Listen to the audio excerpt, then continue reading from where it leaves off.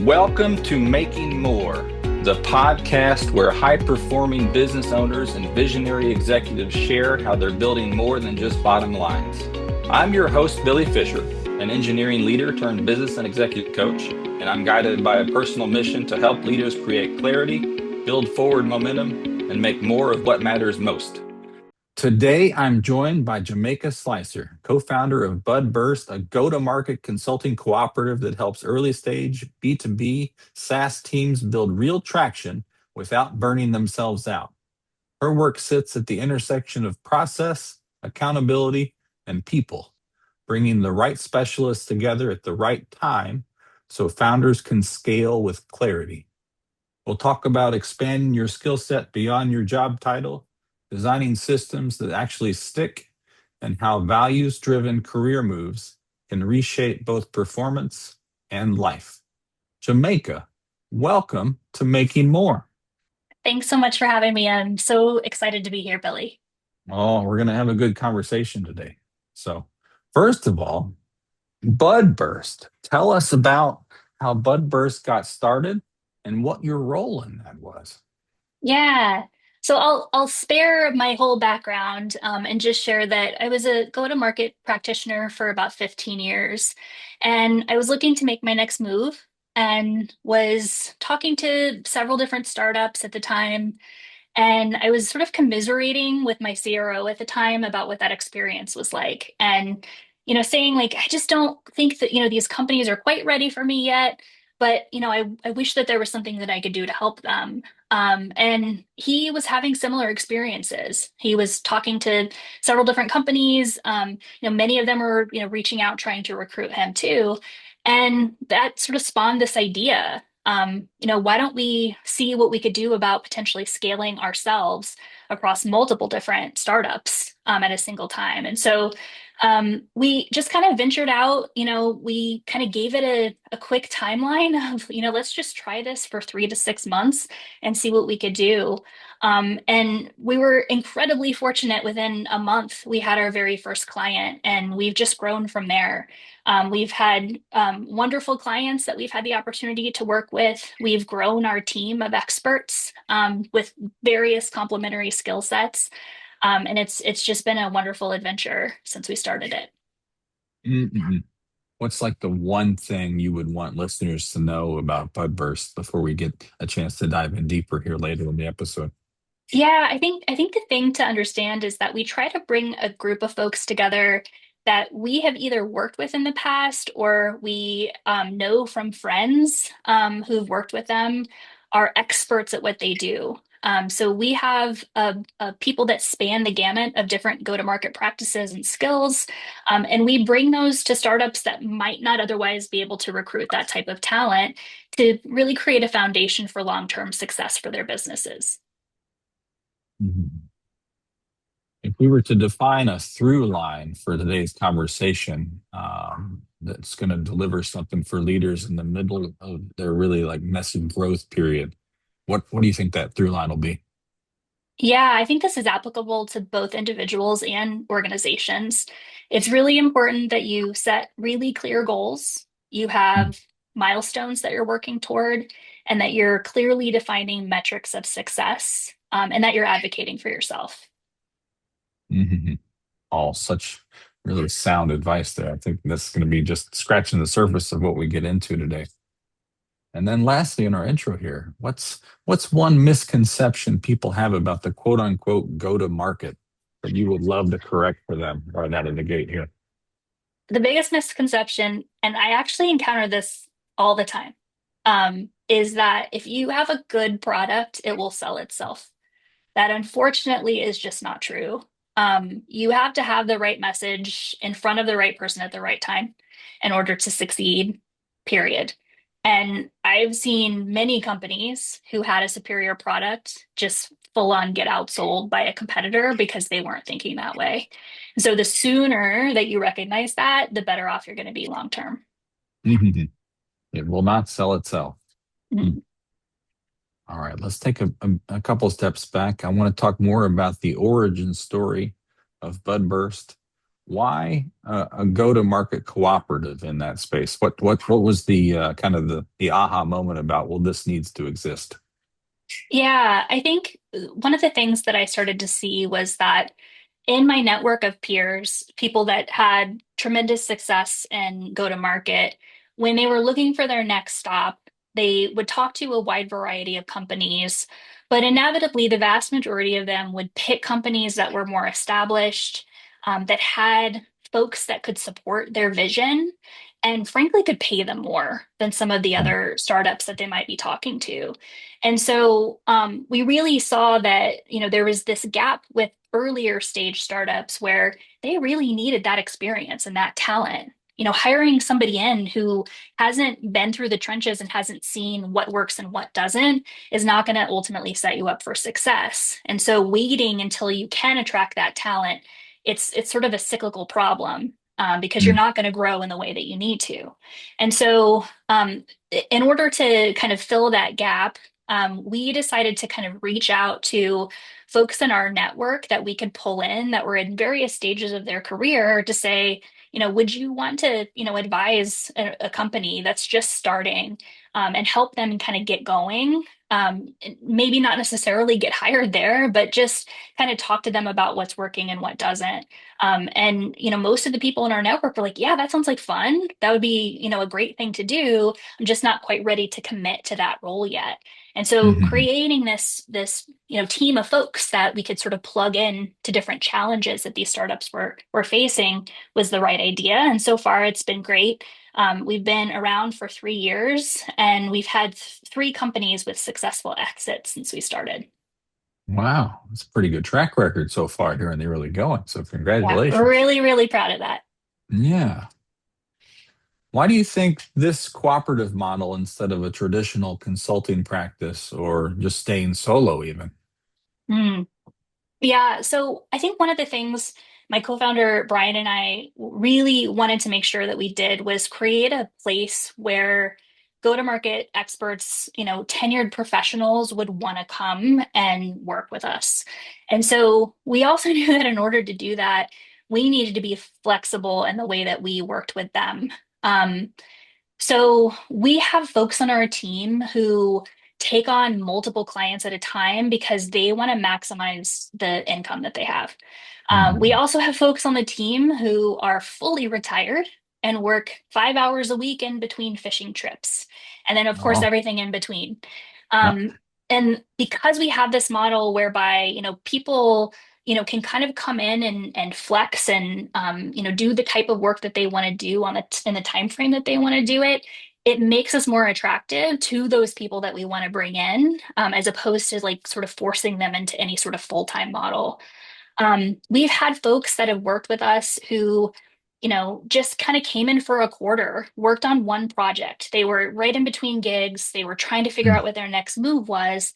They didn't want to, lose the inertia of the work that they were doing. So they wanted to come do something, but told us, up front that it was temporary. That's completely fine. Yeah. We've also had team members who have come to work with us and got hired at the client organization that they were working from. Oh. We celebrate that. We love that. For us, the more flexible of a model that we have with the people that work with us, the more we know that we're going to attract the right folks, that are Mm. ultimately going to lead to better client outcomes. I think the other thing that I am really grateful for is the idea of having a team. So, it's one thing to sort of be a solopreneur. There are a lot of benefits to that, including the, flexibility that you have to, decide how many clients you want to take on, but you Mhm. lose out on that team mentality. With us, because we've got a group together, we always have more than one person that supports, any one client. So what that allows us to do is bounce ideas off of each other, collaborate when there's issues. We, share best practices and frameworks that we build. And it's also really helpful because you have a backup. If you're a solopreneur, you are responsible for those client outcomes that you've contracted for. And so, just by way of example, we had a teammate a couple of months ago who had to have emergency surgery, totally unexpected, was going to be out for several days. And had he been sort of doing this on his own, he would have been in trouble. He would have had to, rapidly try to figure out what to do, how to communicate to this client, how to get, back into the swing of things as quickly as Mm. possible. We were able to say, no, no, no. You go focus on your health. You go do what you need to do. Don't worry about anything. We got you. So having that team in place really kind of gives you the best of both worlds because you can have the flexibility that you want, but also a team to be there for you when you need them. You've got a backup plan. I love that. Mhm. What did you learn in the first year that you couldn't have learned any other way besides just doing it? Yeah, I think one of the things that surprised us the most was how relevant our work was to venture capital and private equity. Mm. When we kind of started on this journey, we knew right away that there was a potential conflict of interest when it came to building relationships with the board members of our clients. And so we established early on where our lines were and who we were ultimately committed to when it came to that, startup VC relationship.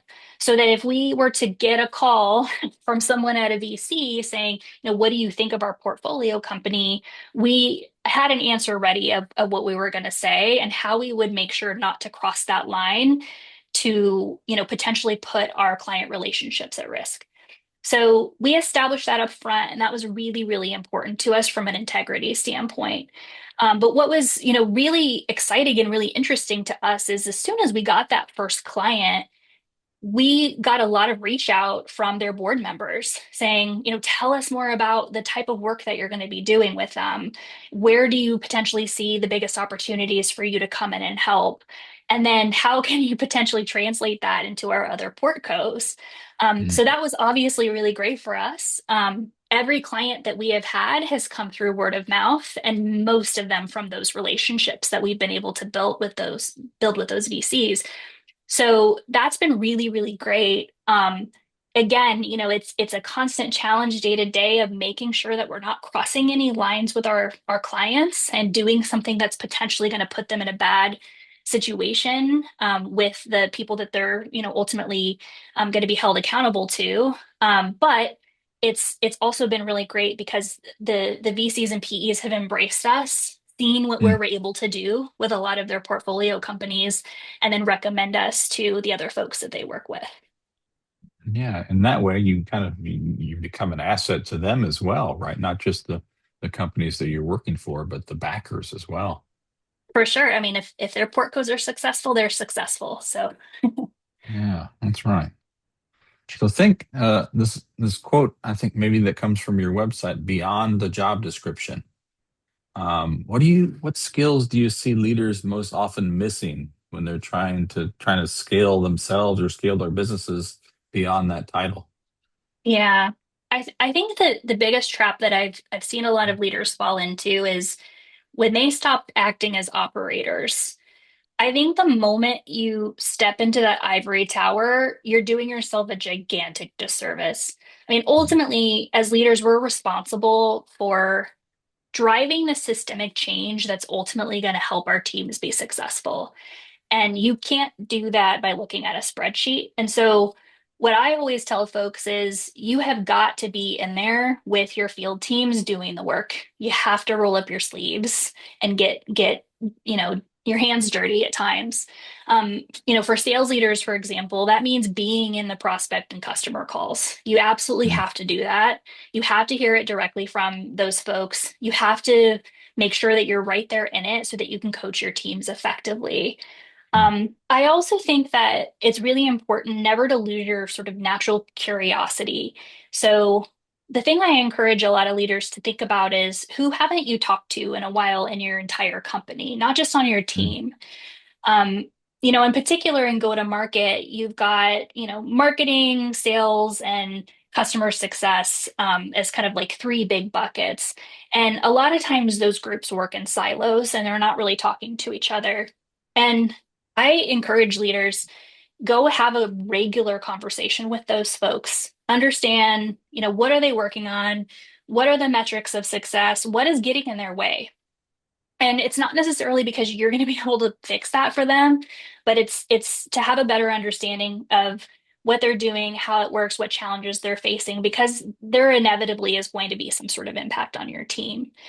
And particularly if you're looking to develop those relationships, that understanding is going to be completely invaluable because, imagine, you're a sales leader, you have aspirations to be a CRO one day. There is a high likelihood that marketing or customer success is going to roll into you. And so having that knowledge, that experience, that understanding of what good and not good looks like is going to make you so much more successful in those future roles and also make you more appealing to people that may be interested in hiring you for that too. Mhm. Yeah, I think it's good to make sure that when you are aspiring to roles at that level of an organization, you don't lose sight of the responsibilities that will come with that, Hmm. and not just the amount of responsibilities, but the sort of the breadth of them. Right, you're going to be covering all different aspects of the organization, maybe more than just that immediate role as the organization grows and matures and scales. So, yeah, great advice. And if you think about someone expanding their range, how do they do that without becoming the bottleneck in the process or the hero? Yeah, this is something I have had to learn the hard way in my own Oh, career. I think what you need to do is make sure that you have measurable goals and that you are consistently aligning yourself to those goals. Um, I mean, very practically, what I do is at the beginning of every year, I create a list of goals for myself with metrics attached to them. I have leading indicators of success documented. I have bullet points for the types of things that I want to do to help me achieve those goals. And then I have a list of development opportunities that I'm looking for. And I think that a trap that I've seen, especially younger leaders fall into, is they are sort of waiting for somebody to tell them what those things are. And in a lot of cases, they're just not going to get it. And so you really do have to set that for yourself and then, work with your mentors, work with your leaders to make sure that you're consistently getting checked on that they're advocating for you. So they're looking for opportunities to help you achieve those goals or get those development opportunities and hold them accountable to that too. And I think if you start to do that and revisit those monthly, make sure that you're, consistently prioritizing that, you're ultimately going to, be set up for success. I think that, a lot of really great leaders have their teams do that too. When you are working with, a wide variety of folks and, each of them has their own unique goals, their own unique path that they're looking to take, and setting aside time to really understand what those are so that you can be that advocate for them, it's going to make you a much better leader too. And it makes those, weekly one-on-one conversations that you have a lot easier because you know exactly what you're focused on. And ultimately you can help them do that. But taking the time to really write it down, and make sure that you are revisiting that regularly is the key. mm. I think that's one of my biggest takeaways from what you just shared is writing down the goals makes them real, and Hmm. you can get so much more out of them when they are committed to whether it's a tablet or actual pen and paper. Just it's an amazing transformation that happens from taking something that's just in your mind to making it concrete. For sure. Mm. Do you have any real examples in this first 3 years where someone grew by stepping into adjacent work that they didn't actually feel ready for yet? Um, it's funny because when I think about some of the most successful people that I've met in go to market and particularly in sales, they don't come from a sales background. There are sales colleges. You can major in sales in some Oh, colleges, but there's not very many. yeah.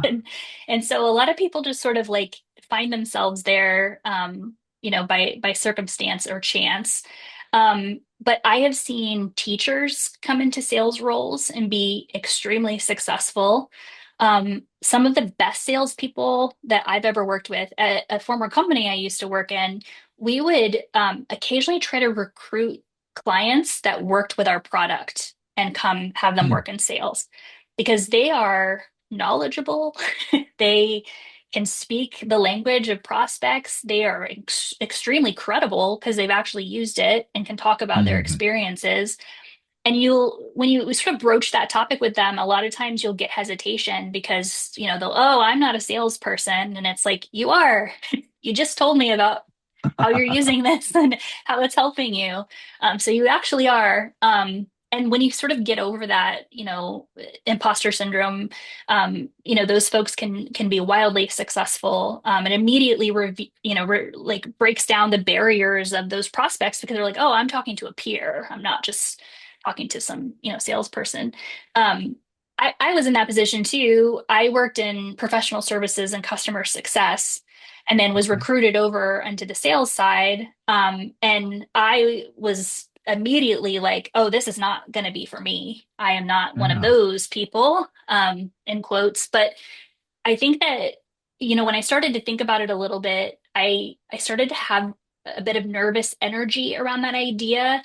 And usually when I have that, it's my gut pushing me in a direction. I can start to sense like, oh, this is kind of exciting. And I'm nervous, but I think that there might be something here. And so when I started thinking about it, I kind of just like wrote down, what do I think I'd be really good at in this type of job? And then where am I missing skills? And when I did that and I saw that missing piece, I actually got even more excited because I was interested to learn that stuff. So as a very organized person, I was decent at talking to people and building relationships. I felt like I had the industry knowledge and the technical background to be able to fill the role. It was mainly about this sort of science of selling that I didn't quite know anything about. Mm. And so that to me was an indicator. Like if there's a company that's willing to take a chance on me, I'm willing to give this a shot. And then ultimately, those gaps became the roadmap for me for my own development. So I could say, I've got this checklist of things that I need to figure out and I need to learn. I'm going to find the people at this company who can teach me this stuff, or, find something, in a, professional setting or in a conference or something to help me develop those skills and practice those. That'll be, my first 90 days will be that's the stuff that I'm going to focus on. And ultimately, 15 years later, still working in go-to-market. Yeah. So it worked for me. It's working for you. You're growing in that role, and now you're kind of an expert in the field. So Yeah, congratulations. thanks. Think about go to market and think about if you walk into a software as a service company that's growing really fast. What are the first kind of like system cracks that you look for in that type of an organization? It is usually really easy to spot. The very first thing I'm looking for is where's your documentation? Mm, Um, a lot of times what I find is I'll be talking to a company, maybe they've been, doing founder-led sales for a long time and they're just looking to hire their first couple of salespeople, or they're hiring their first sales leader who's going to build out a team. And so on occasion, a company will get lucky and they will find somebody who can immediately just sort of get that founder's vision and like through osmosis be able to have the knowledge and conviction to then relay that to potential customers. And that is a dream scenario. mm, I've seen it. It's rare. yeah. Most of the time, what happens is the founder will try to teach somebody how to do this, and they may get it, they may not get it. Um, the founder will either get frustrated with that person and fire them, or they Mm, will just continue to go to every single meeting, which does not scale. And then mhm, that problem gets amplified. So every new person that you hire in it's like a game of telephone that you're mm, expecting people to just, pick this up and understand it and be able to sort of relay the, value of the solution to somebody. Um, and it really does a disservice to both you as an organization because you're wasting time and money hiring these folks that are set up to fail. And you're definitely doing a disservice to them because you're not giving them the tools that they need to ultimately, meet your mutual goals, which is to, deliver that message. So typically, I think that there's not a ill intent here at all. It's just that, these organizations are running 100 miles an hour. They don't have time to kind of stop and, think about process, and they don't have time to Mm. sit there and document this stuff. Um, they're constantly just playing catch up. They're trying to, make it to their next meeting. And so the idea of sitting down and writing this down feels like overhead. And so what I try to do is identify what those gaps are right away within, a couple of days. And then I Yeah. start jogging alongside them. So I'm kind of working with them, but in the meantime, I'm also documenting everything I'm learning. So Yeah. I am, picking up on these things. I'm listening to meetings that they're having, synthesizing all of the, historical stuff that they've built and then writing it all down. And, that manifests itself in a lot of ways. There's, sales playbooks that you can create, updated pitch decks, enablement and onboarding content, lots of different forms that it ends up taking. But once you have it written down, that then becomes your ability to scale longer term. And it Mhm. becomes at least the foundation for the thing that you can continue to iterate on, because inevitably it's going to need to be refreshed. And if you're doing that consistently, it makes it a lot easier. But once you have that, then your team is going to be able to grow and scale and, continuously deliver that message reliably, in the way that ultimately your founder wants you to.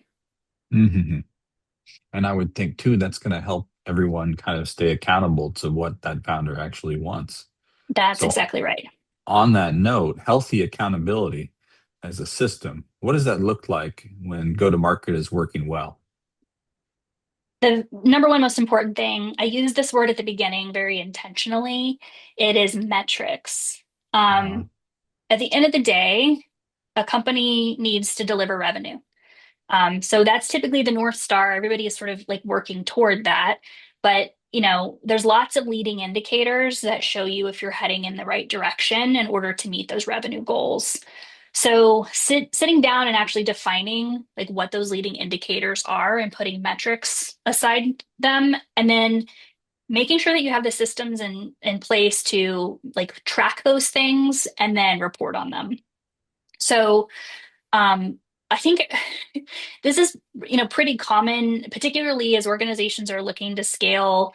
Um, they will have their sales team responsible for generating pipeline, but they won't actually give them any targets to work from or best practices to work from. It's just for yeah. like, go generate pipeline. And they're like, okay, I don't know what that means or how to do that or how much is enough versus not enough. And also, I have a day job where I'm also, taking meetings and trying to do stuff. Mm. But when you take a step back and you actually look at like what are those leading indicators, how many opportunities do I actually need in order to hit our targets? What does a good outbound motion look like? How many, reach outs and what channels do I need to deliver in order to, actually grow that pipeline? Once you start to have those, you can report on them and then you can hold that person accountable week over week to, hey, we agreed you were going to have this much activity and I haven't seen that yet. What's going on? It ultimately just makes everybody happier because the sales team understands what they're supposed to do, the leaders understand what they're supposed to be holding their sales team accountable for, the CFO is relaxed because they can see that we're well on our way to hitting our targets. But you do have to establish those, and it's constantly moving. You have to be consistently reevaluating it because things will change over time. But having those systems in place and then just making sure that you're reviewing those and holding folks accountable is absolutely key. When you hold that high standard, especially with accountability, I've found that it's a really quick way to burn people out. Mm. So how do you kind of balance that without creating fear or even silence, or burnout within an organization that's trying to Yeah. grow? Yeah. I think two things. One is don't just dictate to people what those goals are. Sitting down collaboratively and working through them, showing Mm. them how those numbers work and asking them, like, what am I getting wrong? Is there something here that I'm missing that would change, ultimately where we're going to hold each other accountable for? It makes everyone bought in to the process. So that's the first thing. The second thing is any healthy organization I have ever seen has a culture of giving feedback.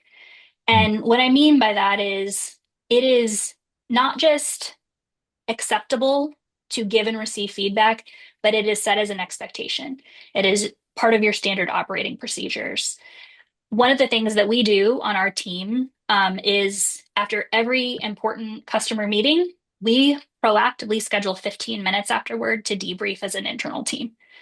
And that debrief is not just what's next, although that's part Mm. of what we talk about, but Yep. every person gives feedback to everyone that was on that call. So we talk about how could we have prepped better? How could you have said that a little bit differently so that it would have landed? Um, what went well? What did we try this time that actually worked that we want to continue to do? When you start to just sort of set that tone, it changes everything because people will become so much more amenable to hearing things that are constructive because they know that it's coming from a place of we're all trying to get better. And it's not just me picking on you, it is we agree as a whole culture that we are going to be consistently trying to help each other get better. As leaders, too, you have to be forcing your team to also be giving you that feedback. It can be hard for some folks in particular if it's not a culture that they have come from before. So you have to model that behavior and you have to not let people off the hook. So if you're asking for feedback on how you did, don't let them get away with just saying, "Oh, it was great." Like, no, no, no. There is always something I could have been doing better. And I need you to tell me what Mm. that is because that's the only way that I'm going to improve. And so doing that consistently in a reliable way that people know that they can count on, it opens up the door to having them come to you when they have a problem that they need to talk to you about, or keeping the door open when they're upset because you did something that they don't agree with, or that Mm. needs to change in your dynamic in your relationship, or that the company needs to shift on. A lot of people feel really uncomfortable with that because they're working in environments that don't encourage that. And in fact, sometimes Mm. that gets penalized. So by making this just a part of your operating procedures, it's going to completely change the way that your teams work together. Mm. And I think in some cases, if you find that your organization is of the type that doesn't sort of reward that behavior, it may be an indicator that something needs to change. So think about from a values-led career moving standpoint, Mhm. making career moves. What signals tell you that someone needs to change rooms, not just change roles within the organization? Yeah, I'll speak from my experience and folks that I've worked with before. I think if you find yourself in a position where you're just not interested in learning anymore, Mm. Mm. you're bored. Maybe you're busy, but you're bored. That's a common one I see. Um, or you find yourself the smartest person in the room. That's usually a good indication that you've sort of hit a ceiling with where you're at. Mm. Um, and so I would encourage you, if you're one of those people that's in that spot, just take a step back and think about where you're at. Think about I talked about sort of that nervous excitement. To me, that's sort of my gut saying, something cool might be happening. Listen to that and try to sort of challenge yourself to what gives you that feeling. Um, think about, the fact that, I mean, this is sort of cliche. Life is short. Mm. Of course, we all work, and there's a reason at the end of the day that we're all working.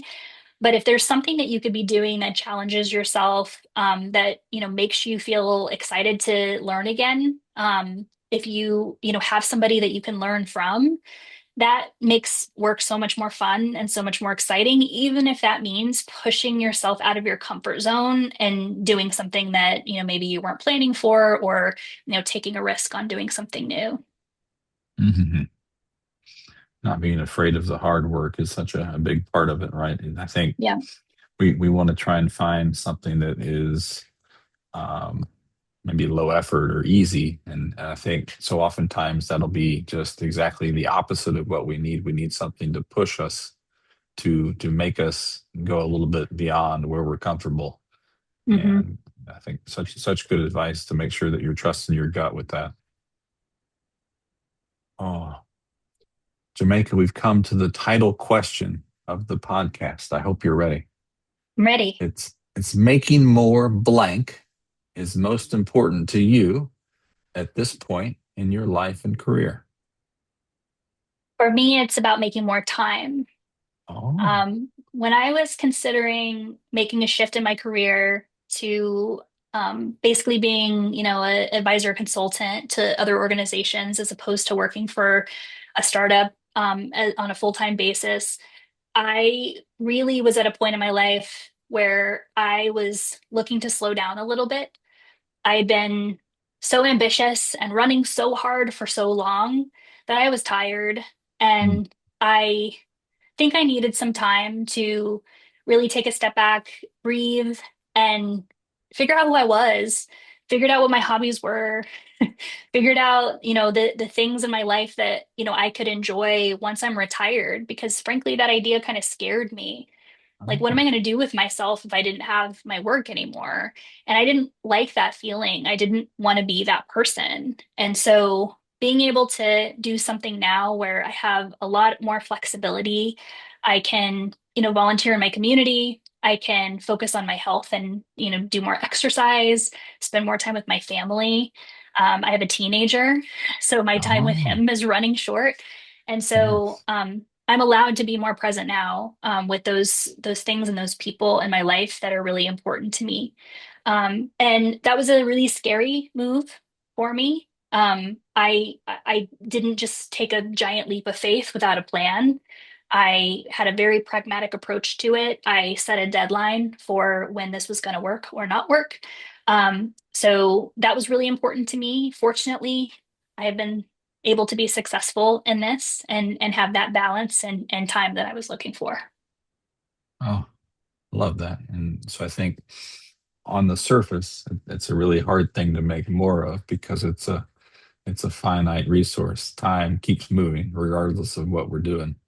But I Hmm. think to your point, trying to make sure that you have the time that you need for yourself, for your health and for your family and for your peace of mind. I think such a wonderful lesson for all of us that we can take and hopefully try and make some more of that for ourselves.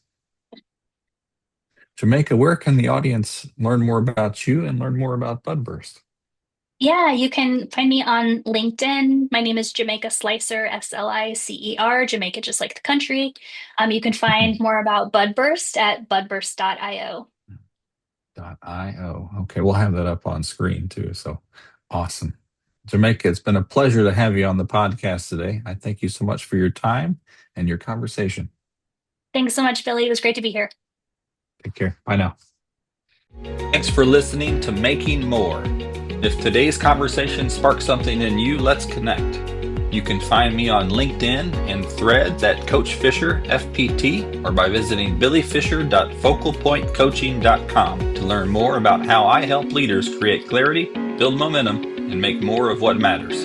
This recording is copyrighted by Engineered Consulting Incorporated. Until next time, take care.